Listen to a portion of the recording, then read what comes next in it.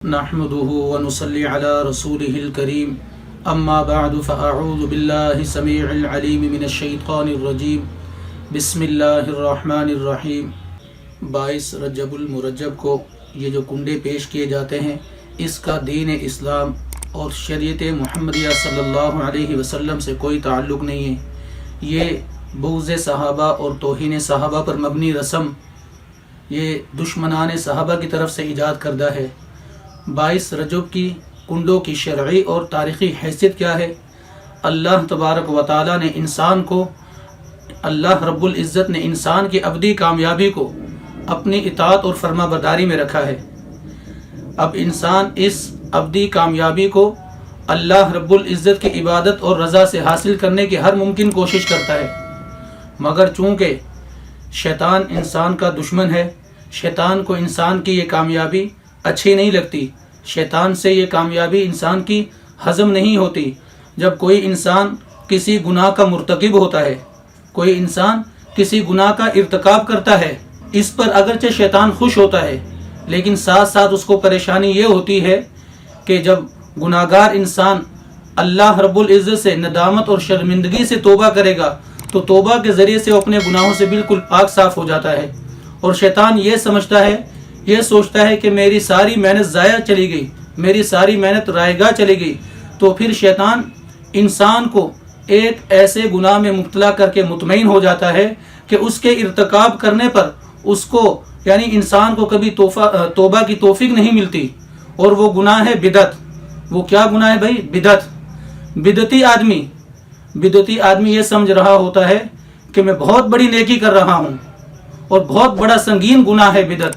بدعتی آدمی یہ سمجھ رہا ہے کہ میں بہت بڑی نیکی کر رہا ہوں، جبکہ وہ اپنے عمل کو گناہ تصور ہی نہیں کرتا، تو وہ توبہ کیسے کرے گا؟ جب اپنے عمل کو گناہ ہی نہ سمجھے تو اس کو توبہ کی توفیق نہیں ملتی۔ بدعتی آدمی ہمیشہ توبہ سے محروم رہتا ہے۔ انہی بدعات میں سے ایک قبیح بدعت یہ 22 رجب کے کنڈوں کی رسم ہے۔ یہ یاد رکھیے، یہ بغض صحابہ اور توہین صحابہ پر مبنی رسم یہ دشمنان صحابہ کی طرف سے ایجاد کردہ ہے۔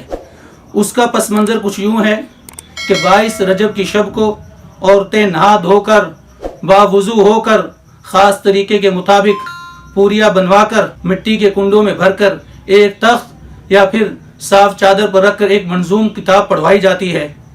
اس کا شریعت اسلام سے کوئی تعلق نہیں ہے، اس کا دین اسلام سے کوئی تعلق نہیں ہے۔ 22 رجب کے کنڈوں کو ثابت کرنے کے لیے ایک من گھڑت اور جھوٹی کہانی کا سہارا لیا جاتا ہے، جس کا خلاصہ یہ ہے کہ مدینہ منورہ میں ایک غریب لکڑہارا اس کی بیوی تھی۔ اس لکڑہارے کی بیوی نے حضرت امام جعفر صادق رحمۃ اللہ علیہ کو یہ فرماتے ہوئے سنا کہ جو 22 رجب کو میرے کنڈے بھرے گا تو وہ بامراد ہوگا، وہ اللہ رب العزت سے جو بھی دعا مانگے گا اس کی دعا ضرور قبول ہوگی، اور اگر اس کی دعا قبول نہ ہو تو وہ قیامت والے دن میرا گریبان پکڑ لے۔ یہ ایک من گھڑت کہانی ہے، من گھڑت قصہ ہے۔ تو اس کی بیوی نے اس کے کنڈے بھرے تو اس کا شوہر شام کو بہت سارے پیسے لے کر واپس لوٹا اور ایک شاندار محل تعمیر کروا کر اس میں رہنے لگا۔ اور ایک وزیر کی بیوی تھی، اس نے اس بات کو نہیں مانا، یعنی اس نے کنڈے نہیں بھرے امام جعفر صادق رحمۃ اللہ علیہ کے، تو وزیر کی وزارت ختم ہو گئی۔ پھر اس عورت نے توبہ کی اور کنڈے بھرے تو دوبارہ وزیر بن گیا۔ اس کے بعد بادشاہ اور ساری قوم اس رسم کو دھوم دھام سے منانے لگے۔ البتہ امام جعفر صادق رحمۃ اللہ علیہ کا یہ واقعہ، یہ من گھڑت، یہ تو شریعت میں کہیں ثابت نہیں ہے، لیکن یہ ضرور ثابت ہے کہ 22 رجب المرجب کو حضرت امیر معاویہ رضی اللہ تعالیٰ عنہ کی وفات ہوئی ہے۔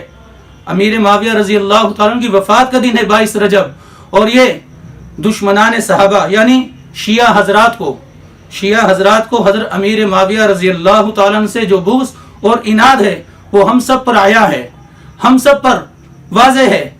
یہ دشمنان صحابہ کی طرف سے ہے کہ جب انہوں نے یعنی شیعہ حضرات نے حضرت امیر معاویہ رضی اللہ تعالیٰ عنہ کی وفات کے دن بطور جشن کے میٹھی اشیاء بنا کر تقسیم کرتے، لیکن جب انہوں نے یہ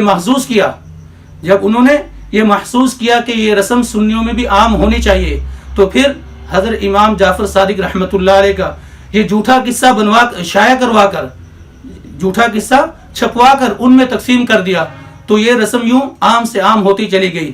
یہ ایک کبھی بدعت اور رسم ہے، اس کا دین اسلام اور شریعت محمدیہ سے کوئی تعلق نہیں ہے، یہ دشمنان صحابہ کی طرف سے ایجاد کردہ ہے۔ اللہ رب العزت سے دعا ہے کہ اللہ پاک ہم سب کو اہل سنتی بنائے، بدعات اور رسومات سے اللہ پاک ہم سب کی حفاظت فرمائے۔